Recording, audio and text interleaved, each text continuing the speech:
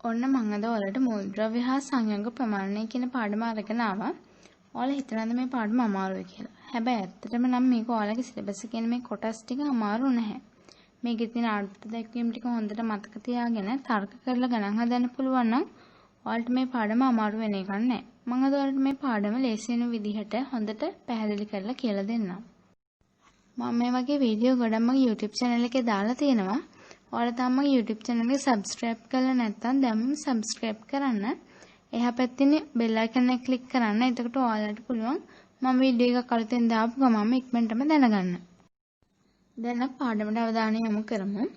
අපි සාමාන්‍යයෙන් පිටි, හාල් වගේ දේවල් මනින්න ග්‍රෑම්, කිලෝග්‍රෑම් වගේ එකක යොදා ගන්නවා. ඒ වගේම තමයි බෙහෙත් පෙතිවල ස්කන්ධය බලන්න මිලිග්‍රෑම් වගේ කුඩා එකක යොදා ගන්නවා.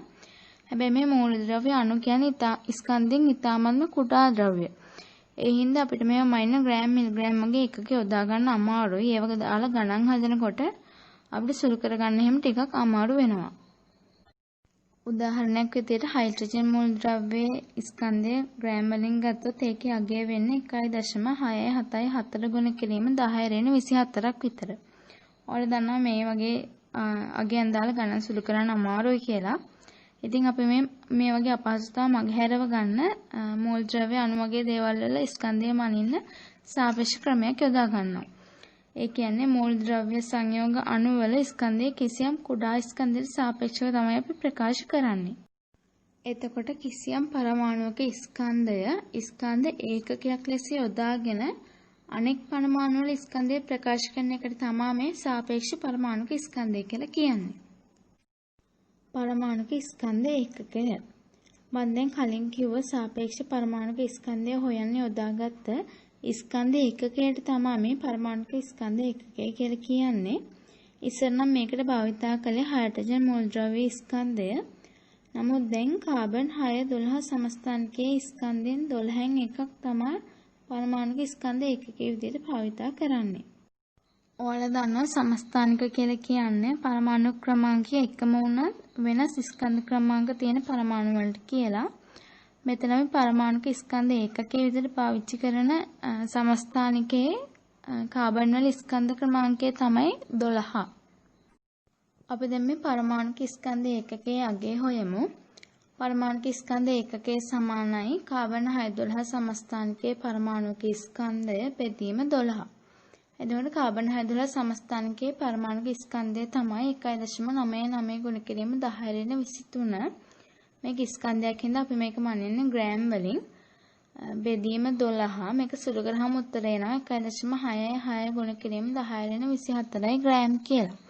එතකොට මේ පරමාණුක ස්කන්ධ ඒකකයේ අගය තමයි 1.66 ගුණ කිරීම 10 ඍණ 24යි ග්‍රෑම්. එතකොට සාපේක්ෂ පරමාණුක ස්කන්ධය කියලා කියන්නේ මූලද්‍රව්‍ය පරමාණුක ස්කන්ධය කාබන් 612 සමස්ථානිකයේ ස්කන්ධෙන් 12න් එකක් මෙන් කී ගුණයක්ද කියන එකට. ඒ ස්ත්‍රෙන් අපිට සූත්‍රයක් ගන්න පුළුවන් සාපේක්ෂ පරමාණුක ස්කන්ධය සමානයි මූලද්‍රව්‍ය පරමාණුක ස්කන්ධයේ බෙදීම කාබන් 612 පරමාණුක ස්කන්ධයේ ගුණ කිරීම 12න් එක කියලා. මේ සෝඩියම් වල සාපේක්ෂ පරමාණුක ස්කන්ධය හොයන විදිය බලමු. සෝඩියම් වල සාපේක්ෂ පරමාණුක ස්කන්ධය සමානයි සෝඩියම් වල පරමාණුක ස්කන්ධයේ බෙදීම කාබන් 612 සමස්ථානිකයේ පරමාණුක ස්කන්ධය වැඩි කිරීම 12න් එක. එතකොට සෝඩියම් වල පරමාණුක ස්කන්ධය තමයි 3.819 වැඩි කිරීම 10 ඍණ 23යි. මේක ස්කන්ධයක් හින්දා මේක ඒකකයේ ග්‍රෑම්. ඒ වගේම තමයි කාබන් 612 සමස්ථානිකයේ පරමාණුක ස්කන්ධය 1.993 වැඩි කිරීම 10 ඍණ 23යි ග්‍රෑම්. මේක වැඩි කරන්න ඕනේ 12න් එකෙන්. එතකොට මේක අපිට බෙදීමක් විදිහට ලියන්න පුළුවන් 3.819 බෙදීම 1.993 බෙදීම 12 කියලා ලියන්න පුළුවන්. ඊට පස්සේ මේක බෙදීම අපිට පරස්පර විදිහට ලියන්න පුළුවන් 3.819 වැඩි කිරීම 12 බෙදීම 1.993 කියලා. මේක එතකොට සුළු කරාම 1.91 වැඩි කිරීම 12 කියලා එනවා. ඒකත් සුළු කරාම 22.92 කියලා එනවා. මේක ආසන්න වශයෙන් අපි වැටෙව්වහම 23 කියලා ගන්න පුළුවන්. මොකද මේක ආසන්න 23ට නෙමෙයි 22.9යි දෙකනේ තියෙන්නේ. මේක ආසන්න 23යි කියලා අපිට ගන්න පුළුවන්. එතකොට සෝඩියම් වල සාපේක්ෂ පරමාණුක ස්කන්ධය තමයි 23 කියලා කියන්නේ. අපි තව උදාහරණයක් විදිහට ක්ලෝරින් වල සාපේක්ෂ පරමාණුක ස්කන්ධය ගන්න විදිය බලමු. ක්ලෝරින් වල සාපේක්ෂ පරමාණුක ස්කන්ධය සමානයි ක්ලෝරින් වල පරමාණුක ස්කන්ධය බෙදීම කාබන් 612 සමස්ථානිකයේ පරමාණුක ස්කන්ධය වැඩි කිරීම 12න් කියලා ගන්න පුළුවන්. එතකොට මේ ක්ලෝරින් වල පරමාණුක ස්කන්ධය තමයි 5.9.3 වැඩි කිරීම 10^23 ග්‍රෑම්. බෙදීම කාබන් 612 සමස්ථානිකයේ පරමාණුක ස්කන්ධය තමයි 1.993 වැඩි කිරීම 10^23 ග්‍රෑම්. ගුණ කිරීම 12න් 1. මෙතන 10^23ට 10^23 කැපිලා යනවා. මෙතන ග්‍රෑම් වලට ග්‍රෑම් කැපිලා යනවා.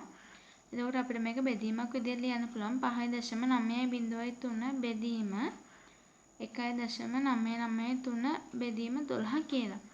ඊට පස්සේ අපිට මේක පරස්පරයේ විදිහට ගත්තාම 5.903 ගුණ කිරීම 12 බෙදීම 1.993 කියලා ගන්න පුළුවන්. මේක සුළු කරාම අපිට උත්තරය එනවා 35.5 කියලා.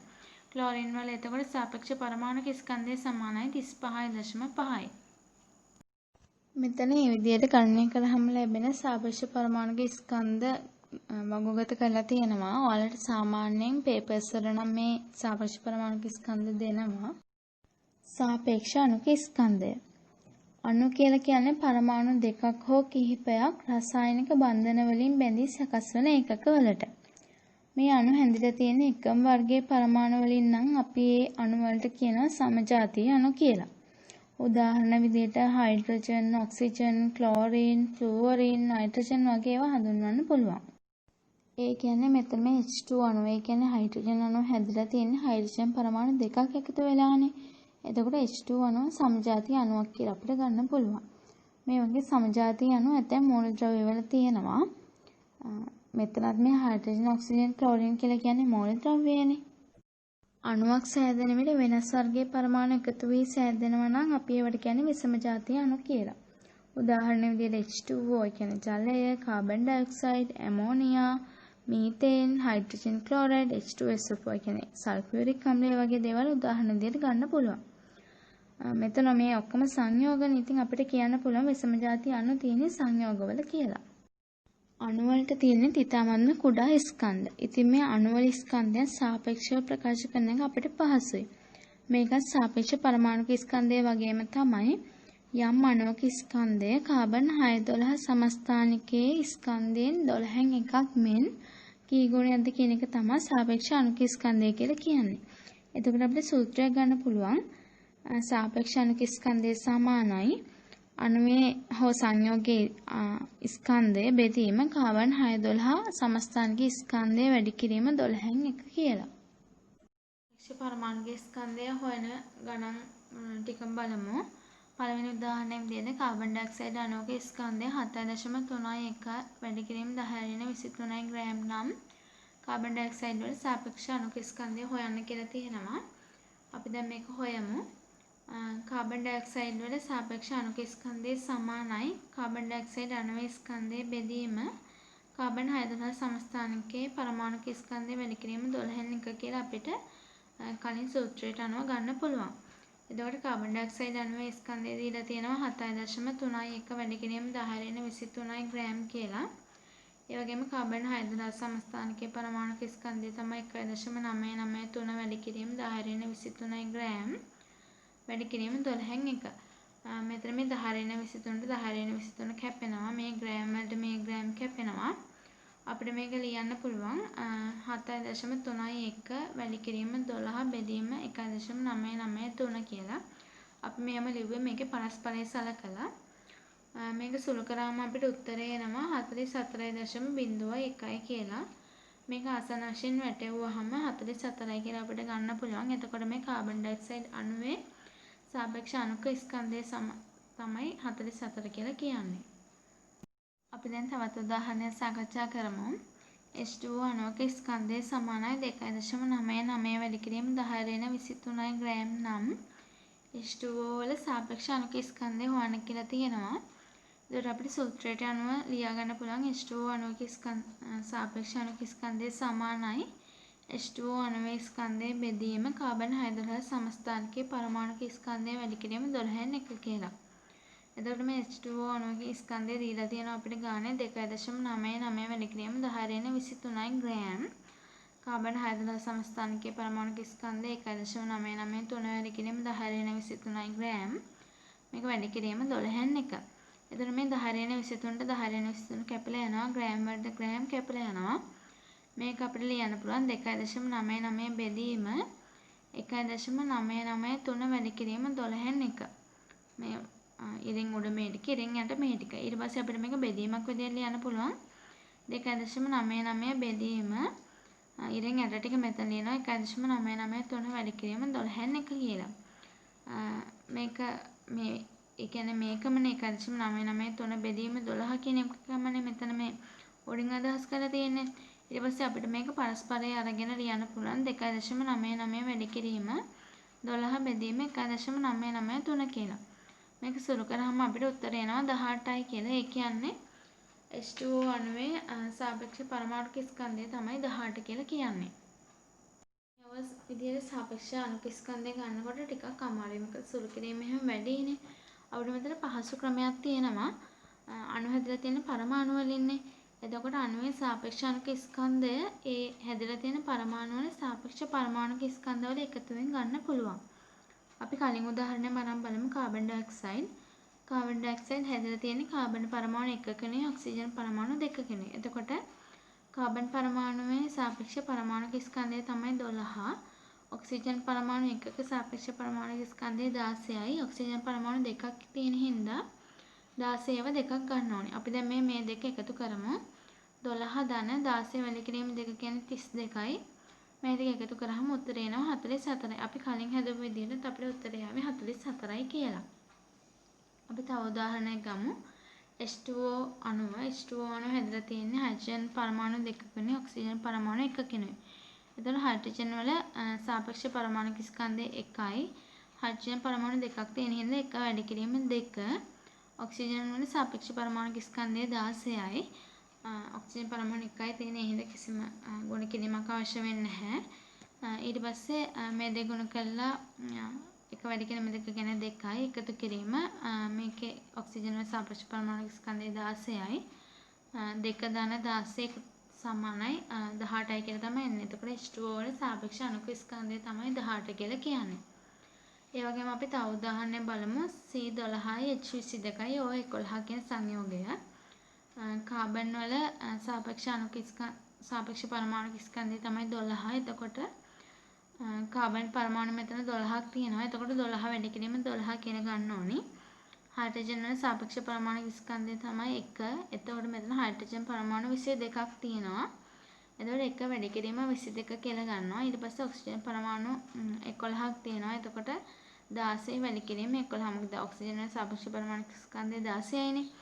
අපි ඊට පස්සේ මේවා එකතු කරමු. එතකොට 12 වැඩි කිරීම 12 කියන්නේ 144යි. ධන 1 වැඩි කිරීම 22 කියන්නේ 22යි. ධන 16 වැඩි කිරීම 11 කියන්නේ 176යි. අපිට මේකේ සුළු කරාම උත්තරය එනවා 342යි කියලා. එතකොට මේ සංයෝගයේ සාපේක්ෂ අණුක ස්කන්ධය තමයි 342 කියලා කියන්නේ. මේ ක්‍රමය ලේසි අපි අර කලින් හදපු ක්‍රමයට වඩා. සාපේක්ෂ සූත්‍ර ස්කන්ධය. ධන හෝ ඍණ වශයෙන් පවතින අයනික සංයෝග අණු වශයෙන් නෙමෙයිනේ තියෙන්නේ. ඒවට අපි කියන්නේ අයන දැලිස් කියලා. මේ වගේ සංයෝගවල අයනික දැලිස් තියෙන සරලම අනුපාතය සලකලා ලියන සූත්‍රයට තමයි අපි ආනුභාවික සූත්‍රය කියලා කියන්නේ. මේ වගේ සංයෝග අණු නොවන හින්දා අපිට මේකට සාපේක්ෂ අණුක ස්කන්ධය හොයන්න බෑ. ඒ නිසා අපි ඒ වෙනුවට මේක ස්කන්ධය හොයන්න යොදාගන්නේ සාපේක්ෂ සූත්‍ර ස්කන්ධය. අපි දැන් මේ සාපේක්ෂ සූත්‍ර ස්කන්ධය හොයන උදාහරණ ටිකක් බලමු. පළවෙනි එකේ මැග්නීසියම් ඔක්සයිඩ් වල හොයමු. මැග්නීසියම් වල සාපේක්ෂ පරමාණුක ස්කන්ධය 24යි. ඔක්සිජන් වල සාපේක්ෂ පරමාණුක ස්කන්ධය 16යි. ඒතර මේ දෙක එකතු කරාම 24 ධන 16 සමානයි 40යි කියලා උත්තරය ගන්න පුළුවන්. ඒ වගේම තමයි දෙවෙනි උදාහරණය කැල්සියම් කාබනේට් වල හොයමු. කැල්සියම් වල සාපේක්ෂ පරමාණුක ස්කන්ධය 40යි. කාබන් වල 12යි. ඔක්සිජන් පරමාණු මෙතන 3ක් තියෙන හින්දා ඔක්සිජන් වල සාපේක්ෂ පරමාණු ස්කන්ධය 16 වැඩි කිරීම 3. එතකොට මේ ටික අපි එකතු කරමු. 40 ධන 12 ධන 16 වැඩි කිරීම 3 කියන්නේ 48යි. උත්තරේ අපිට එනවා 100යි කියලා. ඒ වගේම අපි තව උදාහරණයක් බලමු. මේ අයනික දැලෙස සාපේක්ෂ සූත්‍ර ස්කන්ධය හොයන්න. මෙතන ඇලුමිනියම් පරමාණු දෙකක් තියෙනවා. එතකොට ඇලුමිනියම් වල සාපේක්ෂ පරමාණු ස්කන්ධය 27යි. 27 වැඩි කිරීම 2 එකතු කිරීම. මෙතන මේ CO3 වරහන් ඇතුලේ තව මේ වගේ කැලේ 3ක් තියෙනවා කියලා දාලා තියෙනවා. එතකොට අපි කරන්න ඕනේ 3 ලියලා ගුණ කිරීම දාලා වරහන් ASCII මේ ඇතුලේ තියෙන පරමාණු වල සාපේක්ෂ පරමාණු ස්කන්ධ එකතු කරලා ඒක සුළු කරන එක. එතකොට 3 වැඩි කිරීම වරහන ඇරලා කාබන් වල සාපේක්ෂ පරමාණු ස්කන්ධය 12යි ධන මෙතන ඔක්සිජන් පරමාණු තියෙන 3ක්. එතකොට 3 වැඩි කිරීම 16 වරහන වැහුවා. මේක සුළු කරාම 54 ධන 3 වැඩි කිරීම මේක 12 ධන 3 16 48යිනේ. වරහන වැහුවා. ඊට පස්සේ ආයේ 54 ධන 3 වැඩි කිරීම 60 54 ධන 3 වැඩි කිරීම 60 කියන්නේ 180යි. ඒක සමානයි 234. එතකොට මේ අයනික දැලෙස්සේ සාපේක්ෂ සූත්‍ර ස්කන්ධය තමයි 234 කියලා කියන්නේ. දැන් අපි ඇවොගාඩ්‍රෝ නියතය ගැන කතා කරමු. මේකේ සංකේතය තමයි L. ඕනෑම මූලද්‍රව්‍යයක සාපේක්ෂ පරමාණු ස්කන්ධයට සමාන ස්කන්ධයක් ග්‍රෑම් වලින් ගත්තම එම මූලද්‍රව්‍ය කුමක් වුණත් ඒකේ තියෙන නියත පරමාණු ප්‍රමාණයක්. ඒ වගේම තමයි ඕනෑම ද්‍රව්‍යයක සාපේක්ෂ අණුක ස්කන්ධයට සමාන ස්කන්ධයක් ග්‍රෑම් වලින් ගත්තම ඒකේ තියෙන අණුව මොකක් වුණත් නියත අණු ප්‍රමාණයක්. මෙන්න මේ නියතය තමයි අපි ඇවොගාඩ්‍රෝ නියතය කියලා කියන්නේ. එහෙම කියන්නේ ඇමීඩියෝ ඇවොගාඩ්‍රෝ කියන විද්‍යාඥයාට ගරු කිරීමක් විදියට. මේකේ අගය තමයි 6.02 ගුණ කිරීම 1023. උදාහරණයක් විදියට ගත්තොත් හයිඩ්‍රජන් මූලද්‍රව්‍යයේ සාපේක්ෂ පරමාණු ස්කන්ධය 1යිනේ. ඉතින් මේ සාපේක්ෂ පරමාණු ස්කන්ධයට සමාන ග්‍රෑම් ප්‍රමාණයක්. ඒ කියන්නේ හයිඩ්‍රජන් මූලද්‍රව්‍යෙන් 1 ග්‍රෑමයක් ගත්තාම ඒකේ පරමාණු තියෙනවා ඇවොගාඩ්‍රෝ නීතියට සමාන ප්‍රමාණයක්. ඒ කියන්නේ පරමාණු 6.02 වැඩි කිරීම 1023ක ප්‍රමාණයක් තියෙනවා. ඒ වගේම තමයි කාබන් මූලද්‍රව්‍යයේ සාපේක්ෂ පරමාණු ස්කන්ධය 12යි. අපි කාබන් මූලද්‍රව්‍යයෙන් 12 ග්‍රෑමයක් ගත්තාම ඒකෙත් ඊට සමානම පරමාණු ප්‍රමාණයක්. ඒ කියන්නේ 6.02 වැඩි කිරීම 1023ක පරමාණු ප්‍රමාණයක් පවතිනවා. ඒ වගේම H2 අණුව ගත්තොත් ඒ කියන්නේ හයිඩ්‍රජන් අණුව ගත්තොත් ඒකේ සාපේක්ෂ අණුක ස්කන්ධය 2යි. ඊට සමාන ස්කන්ධය. ඒ කියන්නේ 2 ග්‍රෑමයක් ගත්තාම ඒකේ අණු තියෙනවා 6.02 වැඩි කිරීම 1023ක ප්‍රමාණයක්. ඒ වගේම තමයි කාබන් ඩයොක්සයිඩ් වලත් සාපේක්ෂ අණුක ස්කන්ධයට සමාන ස්කන්ධය. ඒ කියන්නේ ග්‍රෑම් 44ක් ගත්තාමත් ඒකේ අණු තියෙනවා ඇවොගාඩ්‍රෝ නීතියට සමාන ප්‍රමාණයක්. දැන් අපි මවුලය කියන්නේ මොකක්ද කියලා ගැඹුරින් අධ්‍යයනය කරලා බලමු. කිසියම් ද්‍රව්‍යයක මවුලයක් කියලා කියන්නේ කාබන් 612 සමස්ථානකින් හරියටම කිරාගත ග්‍රෑම් 12ක් තුල අඩංගු වන පරමාණු සංඛ්‍යාවට සමාන ඒ ද්‍රව්‍යයේ මූලික තැනම එකක. ඒක පරමාණු වෙන්න පුළුවන්, අණු වෙන්න පුළුවන්, අයන වෙන්න පුළුවන්. මූලික තැනම එකක සංඛ්‍යාවක් අඩංගු පදාර්ථ ප්‍රමාණයට තමයි අපි මවුලයක් කියලා කියන්නේ. එතකොට මේ කාබන් වල සාපේක්ෂ පරමාණු ස්කන්ධය 12යිනේ. අපි අර්ථ දැක්වීමේදී පාවිච්චි කළේ හරියටම ග්‍රෑම් 12ක් කිරා ගන්නවා කියලා. එතකොට මේ ග්‍රෑම් 12 තුළ අඩංගු වන කාබන් පරමාණු ප්‍රමාණය තමයි 6.02 වැඩි කිරීම 1023ක්. ඒ කියන්නේ මේකට සමාන ප්‍රමාණයනේ අපි මවුලයක් කියලා කිව්වේ. එතකොට මේ කිසියම් ද්‍රව්‍යයක මවුලයක් ගනිද්දී අර්ථ දැක්වීමේ විදියට අන්තර්ගත වෙන්නේ ඒකේ පරමාණු අණු හෝ අයන 6.02 වැඩි කිරීම 1023ක ප්‍රමාණයක්. ඒ අනුව පරමාණු ලෙස පවතින ද්‍රව්‍යයකින් මවුලයක් ගන්න ඕන නම් අපි සාපේක්ෂ පරමාණු ස්කන්ධයට සමාන ග්‍රෑම් ප්‍රමාණයක් ගත්තාම හරි. ඒ වගේම අණු ලෙස පවතින ද්‍රව්‍යයකින් අණු මවුලයක් ගන්න ඕන නම් අපිට සාපේක්ෂ අණු ස්කන්ධයට සමාන ග්‍රෑම් ප්‍රමාණයක් ගත්තාම හරි. ඒ කියන්නේ හයිඩ්‍රජන් පරමාණු මවුල එකක් ඕන නම් හයිඩ්‍රජන් වල සාපේක්ෂ පරමාණු ස්කන්ධය එකක් නිසා අපි ග්‍රෑම් එකක් ගත්තාම හරි. ඒ වගේම තමයි ජලය. ඒ කියන්නේ H2O වල අණු මවුල එකක් ඕන නම් අපිට H2O වල සාපේක්ෂ අණු ස්කන්ධය 18 හින්දා අපිට ග්‍රෑම් 18ක් ගත්තාම හරි. මෞලික ස්කන්ධය මේකේ සංකේතය තමයි කැපිටල් M. කිසියම් රසායනික ද්‍රව්‍යකින් මවුල එකක් සැලකුව විට ඒක ස්කන්ධයට තමයි අපි මෞලික ස්කන්ධය කියලා කියන්නේ. මේක මවුලයට ග්‍රෑම් කියන එකකින් හරි මවුලයට කිලෝග්‍රෑම් කියන එකකින් හරි මනිනවා. මේකේ සම්මත එකකේ තමයි මවුලයට කිලෝග්‍රෑම් කියන එකකය. සෝඩියම් වල සාපේක්ෂ පරමාණුක ස්කන්ධය 23යි. එතකොට සෝඩියම් වල මෞලික ස්කන්ධය තමයි මවුලයට ග්‍රෑම් 23යි. කාබන් ඩයොක්සයිඩ් වල සාපේක්ෂ අණුක ස්කන්ධය 44යි. එතකොට කාබන් ඩයොක්සයිඩ් වල මෞලික ස්කන්ධය තමයි මවුලයට ග්‍රෑම් 44යි කියන්නේ. මේක ඕනනම් අපිට මවුලයට කිලෝග්‍රෑම් වලින් ලියන්නත් පුළුවන්. මවුලයට ග්‍රෑම් 23 කියන එක මවුලයට කිලෝග්‍රෑම් වලින් ලිව්වහම මවුලයට කිලෝග්‍රෑම් 0.023ක් කියලා එනවා. මවුලයට ග්‍රෑම් 44 කියන එක මවුලයට කිලෝග්‍රෑම් වලින් ලිව්වහම මවුලයට කිලෝග්‍රෑම් 0.044ක් කියලා එනවා. මේකට අපිට සූත්‍රයක් ගන්න පුළුවන් ද්‍රව්‍ය ප්‍රමාණය. ඒ කියන්නේ මවුල ගණන සමානයි එම ද්‍රව්‍යයේ ස්කන්ධයේ බෙදීම එම ද්‍රව්‍යයේ මෞලික ස්කන්ධය කියලා. ස්කන්ධයට අපිට සංකේතයක් ගන්න පුළුවන් සිම්පල් M කියලා. මෞලික ස්කන්ධයට මම කෝ ඒකේ සංකේතය කැපිටල් M කියලා. ඒ වගේම තමයි මෞල ගණනට අපි යොදන සංකේතය තමයි සිම්පල් n. එතකොට අපිට මේකෙන් සූත්‍රයක් ගන්න පුළුවන් සිම්පල් n සමානයි සිම්පල් m බෙදීම කැපිටල් M කියලා. මේ සූත්‍රය අපිට ගණන් හදද්දී එහෙම පහසුවෙන් පාවිච්චි කරන්න පුළුවන් සූත්‍රයක්.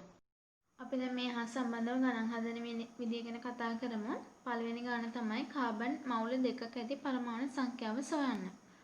එතකොට මවුලයක් කියලා කියන්නේ මවුලයක අන්තර්ගත වෙන්නේ පරමාණු අණු හෝ අයන 6.02 වැඩි කිරීම 1023ක ප්‍රමාණයක් කියලා මම අර්ථ දැක්වීමේදී කතා කරා. එතකොට කාබන් මවුලයක ඇති පරමාණු සංඛ්‍යාව තමයි 6.02 වැඩි කිරීම 1023 කියලා කියන්නේ. එතකොට කාබන් මවුල එකක මෙච්චර නම් කාබන් මවුල දෙකක ඇති පරමාණු සංඛ්‍යාව හොයන්න අපිට මේ සංඛ්‍යාව දෙකකින් වැඩි කරන්න වෙනවා. එතකොට මේ සංඛ්‍යාව දෙකකින් වැඩි කරාට පස්සේ අපිට උත්තරේ එනවා 12.044 වැඩි කිරීම 1023 කියලා. මෙතන දශම තිත අපි මෙහා පැත්තට තියලා තමයි සාමාන්‍යයෙන් ලියන්නේ. එතකොට ලියන්න පුළුවන් 1.2.044 වැඩි කිරීම 1024 කියලා. මේ 23 24 වෙලා මෙතන දශම තිත එහා පැත්තට ගියපු හින්දා එතකොට කාබන් මවුල දෙකක ඇති පරමාණු සංඛ්‍යාව තමයි මේ උත්තරෙන් අපිට ඇවිල්ලා තියෙන්නේ. අපි තව ගණන් බලමු. ඒක තමයි කාබන් ඩයොක්සයිඩ්. ඒ කියන්නේ CO2 මවුල 10ක අඩංගු පළවෙනි ප්‍රශ්නේ තමයි අණු සංඛ්‍යාව හොයන්න කියන එක. මම කලින් කිව්වා මවුලයක අඩංගු වෙන්නේ 6.022 වැඩි කිරීම 1023ක අණු අයන හෝ පරමාණු ප්‍රමාණයක්. එතකොට කාබන් ඩයොක්සයිඩ් මවුල එකක ඇති අණු සංඛ්‍යාව තමයි 6.022 වැඩි කිරීම 1023 කියලා කියන්නේ. එතකොට කාබන් ඩයොක්සයිඩ් මවුල 10ක තියෙන අණු සංඛ්‍යාව හොයන්න නම් මේ එක මවුලයක තියෙන ප්‍රමාණය අපි 10න් වැඩි කරන්න ඕනේ. එතකොට 6.022 වැඩි කිරීම 1023 වැඩි කිරීම 10 සමානයි 60.22 වැඩි කිරීම 1023. මේක අපි දශම ස්ථාන මෙහා පැත්තට ගිහිල්ලා ලියමු 6.022 වැඩි කිරීම 1024. එතකොට මේ කාබන් ඩයොක්සයිඩ් මවුල 10ක තියෙන අණු ප්‍රමාණය තමයි මේ උත්තරයට ඇවිල්ලා තියෙන 6.022 වැඩි කිරීම 1024 කියලා. දැන් ඒ ගාන දෙවෙනි කොටස බලමු. කාබන් ඩයොක්සයිඩ් මවුල 10ක තියෙන මුළු පරමාණු ගණන හොයන්න තමයි තියෙන්නේ. කාබන් ඩයොක්සයිඩ් එක අණුවක තියෙන පරමාණු 3ක්. මොකද කාබන් ඩයොක්සයිඩ් අණුව හැදිලා තියෙන්නේ කාබන් පරමාණු එකකිනුයි ඔක්සිජන් පරමාණු දෙකකිනුයි. එතකොට එක අණුවක තියෙන පරමාණු 3ක්. එතකොට මුළු පරමාණු ගණන හොයන්න නම් අපිට කාබන් ඩයොක්සයිඩ් මවුල 10ක ඇති මුළු පරමාණු ගණන එන්නේ කාබන් ඩයොක්සයිඩ් මවුල 10ක අපි කලින් හෙව්වා අණු තියෙනවා 6.022 වැඩි කිරීම 1024ක් කියලා. මේ එක අණුවකට පරමාණු 3ක් තියෙනවා නම් අණු 6.022 වැඩි කිරීම 1024කට පරමාණු තියෙනවා ඒ සංඛ්‍යාව වැඩි කිරීම 3ක ප්‍රමාණයක්. එතකොට මේක සුළු කරාම අපිට උත්තරය එනවා 18.066 වැඩි කිරීම 1024 කියලා. මේකේ දශම ස්ථානය අපි එහා පැත්තට අරන් යමු. එතකොට උත්තරය එනවා 1.8.066 වැඩි කිරීම 1025ක් කියලා. ඒ ගන්න තුන්වෙනි කොටස බලමු. කාබන් ඩයොක්සයිඩ් මවුල 10ක තියෙන ඔක්සිජන් පරමාණු ගණන තමයි අපිට හොයන්න තියෙන්නේ. එතකොට මම කලින් ගිය විදිහට කාබන් ඩයොක්සයිඩ් අණුව හැදලා තියෙන කාබන් පරමාණු 1යි ඔක්සිජන් පරමාණු 2යි එකතු වෙලා. එතකොට එක අණුවක තියෙනවා ඔක්සිජන් පරමාණු 2ක්. එතකොට කාබන් ඩයොක්සයිඩ් අණු මවුල 10ක තියෙන ඔක්සිජන් පරමාණු ගාන හොයන්න නම් අපි පළවෙනි කොටසදී හෙව්වා කාබන් ඩයොක්සයිඩ් අණු මවුල 10ක තියෙන අණු සංඛ්‍යාව. එතකොට ඒකට අපිට උත්තරය ආවේ 6.02 වැඩි කිරීම 1024යි කියලා. එතකොට එක අණුවක ඔක්සිජන් පරමාණු දෙකක් තියෙනවා නම් අණු මෙච්චර ගානක ඔක්සිජන් පරමාණු හොයන්න නම් මේ සංඛ්‍යාව වැඩි කරන්න ඕනේ දෙකෙන්. එතකොට අපිට උත්තරය එනවා 12.04 වැඩි කිරීම 1024 කියලා. මේකෙත් අපි දශම ස්ථාන මෙහා පැත්තට ගෙනිච්චාම උත්තරය එනවා 1.0204 වැඩි කිරීම 1025 කියලා. එතකොට ඔක්සිජන් පරමාණු ගාන තමයි අපිට මේ ඇවිල්ලා තියෙන්නේ 1.0204 වැඩි කිරීම 1025 කියලා. අපි දැන් තව ගානක් කතා කරමු. කාබන් වල මෞලික ස්කන්ධයේ මෞලෙන්ට ග්‍රෑම් 12කයි. කාබන් ග්‍රෑම් 24ක අඩංගු මෞල ප්‍රමාණය හොයන්න තමයි මේ ගානේ අපිට කියන්නේ. මේක අපිට ක්‍රම දෙකකට හදන්න පුළුවන්. පළවෙනි ක්‍රමය තමයි කාබන් ග්‍රෑම් 12ක අඩංගු මෞල සංඛ්‍යාව එකයිනේ. මොකද කාබන් වල සාපේක්ෂ පරමාණු ස්කන්ධය තමයි 12 කියලා කියන්නේ. අපික සාපේක්ෂ පරමාණු ස්කන්ධයේ සමාන ග්‍රෑම් ප්‍රමාණයක අඩංගු මෞල සංඛ්‍යාව තමයි මෞල සංඛ්‍යාව 1යි කියලා. එතකොට කාබන් ග්‍රෑම් 12ක මෞල එකක් තියෙනවා නම් කාබන් ග්‍රෑම් 24ක ඇති මෞල සංඛ්‍යාව හොයන්න නම් 12ක මෞල එකක් නම් ග්‍රෑම් 24ක මෙච්චරක් තියෙනවා කියලා අපිට මේ විදිහට හොයන්න පුළුවන්. 1 බෙදීම 12 වැඩි කිරීම 24. මේ එකක දාන්න ඕනේ සාමාන්‍යයෙන්. මේක සුළු කරාට පස්සේ අපිට එනවා මෙතන ග්‍රෑම්ට ග්‍රෑම් කැපිලා යනවා. එතකොට උත්තරේ එනවා 24 බෙදීම 12 කියන්නේ 2යි. ඉතුරු වෙන සංකේතේ මවුල් කියලා. එතකොට උත්තරේ එනවා කාබන් ග්‍රෑම් 24ක ඇති මවුල සංඛ්‍යාවට මවුල 2යි කියලා. දෙවෙනි ක්‍රමය තමයි මම ඔයාලට කිව්වා n සමානයි සිම්පල් m බෙදීම කැපිටල් M කියන සූත්‍රය පාවිච්චි කරලා අපිට ගණන් හදන්න පුළුවන් කියලා. එතකොට සිම්පල් m කියන්නේ මෙතන ස්කන්ධය. එතකොට ස්කන්ධය ගණන් දීලා තියෙනවා 24යි ග්‍රෑම් කියලා. කැපිටල් M කියන්නේ මෞලික ස්කන්ධය. මෞලික ස්කන්ධය දීලා තියෙනවා මෞලයට ග්‍රෑම් 12යි කියලා. මේක සුළු කරාට පස්සේ අපිට ග්‍රෑම්ට ග්‍රෑම් මෙතන කැපිලා යනවා. මෞලයට කියන කුලට ගියහම මෞල වෙනවා. එතකොට 24 බෙදීම 12 සමානයි 2යි. එතකොට n කියන්නේ මෞල සංඛ්‍යාවනේ. n සමානයි මෞල 2යි. තව උදාහරණයක් බලමු. කාබන් ඩයොක්සයිඩ් මෞල 0.2ක අඩංගු අණු සංඛ්‍යාව හොයන්න තමයි මේ ගානේ අපිට කියන්නේ. එතකොට කලින් දක්වපු අර්ථ දැක්වීමට අනුව කාබන් ඩයොක්සයිඩ් මෞල එකක ඇති අණු සංඛ්‍යාව තමයි 6.02 වැඩි කිරීම 1023. මොකද අපි කතා කළා මෞල එකක තියෙන්නේ කාබන් 612 සමස්ථානිකයේ හරියටම ග්‍රෑම් 12ක අඩංගු පරමාණු ප්‍රමාණයට සමාන ප්‍රමාණයක්. එතකොට එතන කතා කළා ඒ කියන්නේ 6.02 වැඩි කිරීම 1023ක ප්‍රමාණය තමයි මෞල එක අඩංගු වෙන්නේ කියලා. එතකොට කාබන් ඩයොක්සයිඩ් මෞල එකක මෙච්චර අණු තියෙනවා නම් කාබන් ඩයොක්සයිඩ් 0.2යි මෞල එක ඇති අණු සංඛ්‍යාව හොයන්න නම් අපි කරන්න ඕනේ එක මෞලයක 6.02 වැඩි කිරීම 1023ක් තියෙනවා නම් 0.2යි මෞලයක කොච්චර අණු තියෙනවද කියලා තමයි අපිට මෙතන ගන්න ඕනේ. එතකොට 6.02 වැඩි කිරීම 1023 බෙදීම 1 වැඩි කිරීම 0.2. මෙතන මෞල් වලට මෞල් කැපිලා යනවා. උත්තරේ එනවා අපිට මේ දෙක ගුණ කරාම එන උත්තරේ 1.2.04 වැඩි කිරීම 1023 කියලා. ඒ වගේම තව ගණන් බලමු අපි. ඔක්සිජන් වල සාපේක්ෂ අණු ස්කන්ධය 32 ග්‍රෑම් වේ. ඔක්සිජන් ග්‍රෑම් 8ක අඩංගු අණු ගණන හොයන්න තමයි මේක අපිට තියෙන්නේ. එතකොට කලින් විදිහටම ඔක්සිජන් වල සාපේක්ෂ අණු ස්කන්ධය 32යි කියලා දීලා තියෙනවා. එතකොට ග්‍රෑම් 32ක තියෙන අඩංගු අණු ගාන තමයි 6.02 වැඩි කිරීම 1023. මොකද සාපේක්ෂ අණු ස්කන්ධයට සමාන ස්කන්ධයක තියෙන අණු ගාන තමයි අවගැඩ්‍රෝ නීතියට සමාන වෙන්නේ. එතකොට ඒකගේ 6.02 වැඩි කිරීම 1023. එතකොට 32 ග්‍රෑමයක මෙච්චරක් තියෙනවා නම් 8 ග්‍රෑමයක තියෙන අණු ගාන හොයන්න නම් අපි කරන්න ඕනේ 6.02 වැඩි කිරීම 1023 බෙදීම 32 ගුණ කිරීම 8. එතකොට අපිට මෙතන ග්‍රෑම්ට ග්‍රෑම් කැපිලා යනවා. උත්තරේ එනවා සුළු කරාම 1.5 වැඩි කිරීම 1023 කියලා. එතකොට ඔක්සිජන් ග්‍රෑම් 8ක තියෙන අණු ගාන තමයි මෙතනින් අපිට ඇවිල්ලා තියෙන්නේ. අපි 6 වෙනි ගාන බලමු. ජලයේ මෞලික ස්කන්ධයේ මෞලයට ග්‍රෑම් 18කයි. ජලයේ ග්‍රෑම් 36ක අඩංගු ජල මෞල ප්‍රමාණය තමයි අපිට මේ ගානේ හොයන්න තියෙන්නේ. එතකොට මේක අපිට ක්‍රම දෙකකට හදන්න පුළුවන්.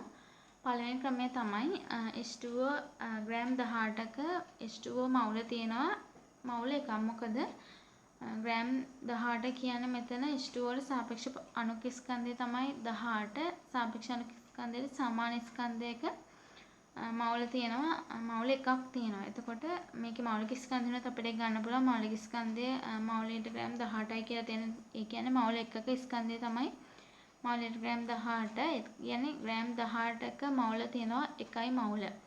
එතකොට H2O 36 ග්‍රෑමයක H2O මවුල ගන්න හොයන්න නම් 18 ග්‍රෑමයක මවුල එකක් තිබ්බනම් 36 ග්‍රෑමයක හොයන්න එක 18න් බෙදලා 36න් ගුණ කරන්න ඕනේ. එතකොට අපිට මේක සුළු කරාම උත්තරේ එනවා මවුල 2යි කියලා.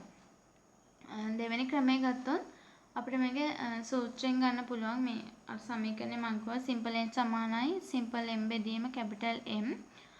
මෙතන සිම්පල් m ස්කන්ධය. එතකොට ගාන දීලා තියෙනවා 36 ග්‍රෑම් කියලා. කැපිටල් M මෞලික ස්කන්ධය. මේකත් ගාන දීලා තියෙනවා 18යි මවුලයට ග්‍රෑම් කියලා. මෙතන ග්‍රෑම් කැපෙනවා. මේ මවුලයට කියන එක උඩට ගියාම මවුල වෙනවා. උත්තරේ එනවා මවුල 2යි කියලා. ගානක් සාකච්ඡා කරමු. මේක තමයි මම සාකච්ඡා කරන අන්තිම ගාන. Sulphur dioxide. ඒ කියන්නේ SO2 ග්‍රෑම් 128ක ඇති SO2 මවුල ගණන තමයි අපිට මේකේ හොයන්න තියෙන්නේ. හැබැයි මේකේ සල්ෆර් ඩයොක්සයිඩ් වල සාපේක්ෂ අණු ස්කන්ධය අපිට දීලා නැහැ.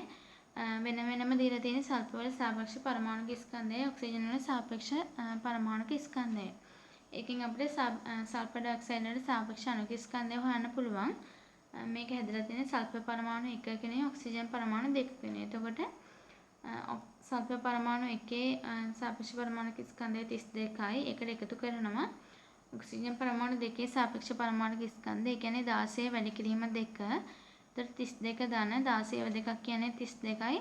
32 දාන 32 කියන්නේ 64යි. එතකොට සල්ෆර් ඩයොක්සයිඩ් වල සාපේක්ෂ අණු ස්කන්ධය තමයි 64 කියන්නේ. මේක අපි කෙලින්ම සූත්‍රයට දාලා බලමු. සිම්පල් n සමානයි සිම්පල් m බෙදීම කැපිටල් M.